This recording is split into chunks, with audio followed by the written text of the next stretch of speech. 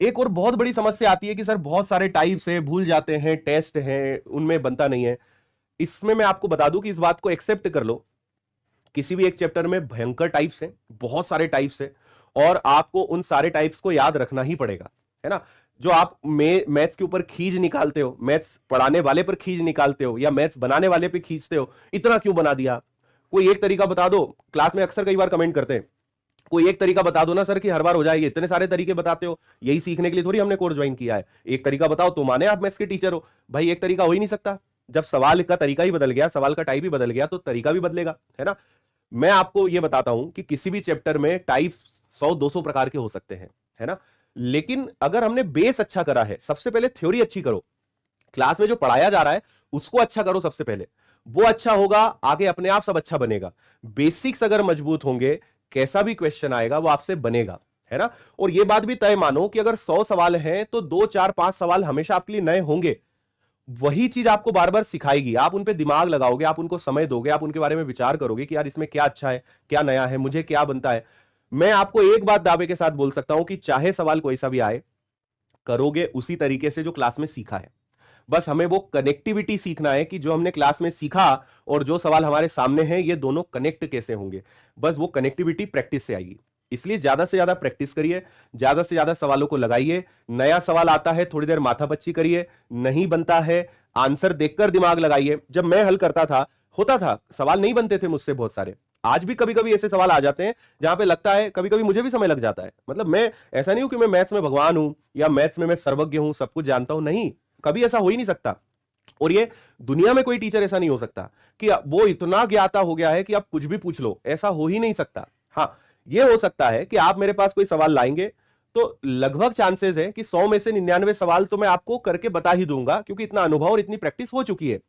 पर एक सवाल ऐसा फंस सकता है जहां पे मुझे भी समय लग जाए, मैं आपसे कहूं कि यार 10 मिनट दो, मेरे लिए सवाल थोड़ा सा नया है। ये मेरी आज भी स्थिति है और शायद ये हमेशा रहेगी, और ये हर टीचर के साथ रहेगी। कोई गारंटी ले नहीं सकता कि ले आओ कुछ भी मैं करके बता दूंगा, नहीं हो सकता भाई, है ना। हर किसी के लिए ज्ञान हमेशा नया नया और बढ़ता जाता है। तो आप ये अपने आप से ना उम्मीद करें कि यार मुझसे सब एकदम बनना चाहिए और अब ऐसा होना चाहिए कि मुझसे सब बन जाए, है ना। हमें एग्जाम निकालना है और इतना बनना है कि एग्जाम निकलना चाहिए, एग्जाम निकालने लायक मेहनत करनी है, उसके लिए दिल लगा के काम करना है, मेहनत करनी है। पर आप ये सोचो कि एक समय ऐसा आए कि मुझसे सब बन जाए, तो वो समय शायद आने में 20-25 साल लग जाए। तो इन बेवजह की चीजों को लेकर बैठना नहीं है, चिंता नहीं करनी है, मस्त एंजॉय करना है। बन रहा है बहुत बढ़िया, नहीं बन रहा है उससे सीखो, क्यों नहीं बना, अगली बार बनना चाहिए, उस पर दिमाग लगाओ, समय दो उस सवाल को, और उसके तरीके खोजो। मैंने आपको जितने भी तरीके बताए हैं ना, लगभग सारे तरीके मैंने ही निकाले, मैंने कहीं से पढ़ा नहीं है, किसी किताब से नहीं सीखा है, खुद से ही सीखा है, खुद से ही दिमाग लगाया है ना। और इसीलिए आज भी मैं पढ़ाते पढ़ाते कई बार ट्रिक्स बना देता हूं कि यार इस सवाल को ऐसा कर लेते हैं, देखो ये ऐसा भी हो रहा है। तो आप जब उसमें गहराई में जाते हो तो रास्ते निकलने लगते हैं। इसलिए धैर्य और संघर्ष तो करना पड़ेगा, मैथ्स में पेशेंस तो रखना पड़ेगा। टाइप्स बहुत सारे हैं, इन सबको याद रखने का एक ही तरीका है, बहुत सारे टाइप्स लगाना, बहुत सारी क्वेश्चंस लगाना, बहुत सारी प्रैक्टिस करना।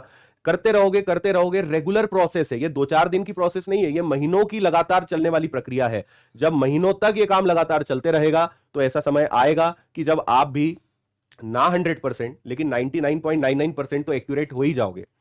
अब आप 2-4-10 दिन मेहनत करते हो, फिर रिजल्ट की उम्मीद करते हो। मैंने क्या कहा, ये महीनों चलने वाली प्रक्रिया है। मुझे आज तक कोई स्टूडेंट ऐसा नहीं मिला जिसने 4-6 महीने खूब मेहनत करी और उसका मैथ्स अच्छा ना हुआ हो, और मुझे आज तक कोई स्टूडेंट ऐसा नहीं मिला जिसने 6 दिन मेहनत करी और उसका मैथ्स अच्छा हो गया हो, है ना।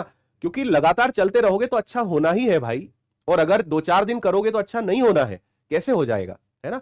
तो बहुत सारे तो ऐसे प्रश्न आपके हैं जिनके आंसर आपको पता है, लेकिन आप इसलिए पूछते हो कि शायद सर कुछ ऐसा बता दे कि 4-6 दिन में ही अच्छा हो जाए। ऐसा नहीं हो सकता, संभव नहीं है ऐसा, है ना। चलिए भाई, रिवीजन करना मैथ्स की जड़ है, रिवीजन करना बहुत जरूरी है। और ओवरऑल मैं मैथ्स के बारे में इतना ही कहूंगा कि हर चैप्टर को बहुत अच्छे से पढ़ें। एक बार में समझ नहीं आ रहा है 2 बार पढ़ें, 2 बार में नहीं आ रहा है 3 बार पढ़ें, कोई बुरी बात नहीं है।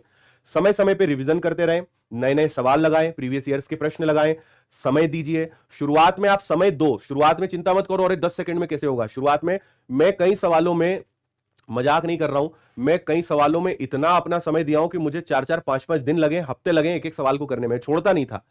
पचे 1-2 घंटे पचे, यार क्यों सॉल्व नहीं हो रहा, क्यों नहीं हो रहा, कल फिर देखेंगे, परसों फिर देखेंगे, हफ्तों लग गए कई कई सवालों में। कुछ सवाल तो ऐसे हैं कि महीने भर तक उनको छोड़ा नहीं, लेकिन छोड़ा तभी जब उनकी ट्रिक निकली। आपको नहीं करना है, क्योंकि आपके साथ तो मैं हूं, मैं उस समय की बात बता रहा हूं जब मेरे साथ कोई नहीं था, है ना। तो होता है 2 4 दिन 6 दिन लग रहे हैं, क्या दिक्कत है ना। पचो, माथा पच्ची करो, वही आपकी लर्निंग है और वही आपकी एसेट है, वही पूंजी है, वही आपको यूनिक बनाएगी बाकी लोगों से, और वही चीज आपको सिखाएगी, है ना। तो इसलिए इसको करिए और रिवीजन करते रहिए, खूब सारे प्रश्न लगाइए, धीरे धीरे जो है ना, मतलब वो होता है ना कि ठोकर खा खा के ठाकुर बन ही जाओगे, है ना। तो लगे रहो, सबसे इंपॉर्टेंट है, चलते रहो, हार मत मानो, करते रहोगे 100% आपका मैथ्स अच्छा होगा।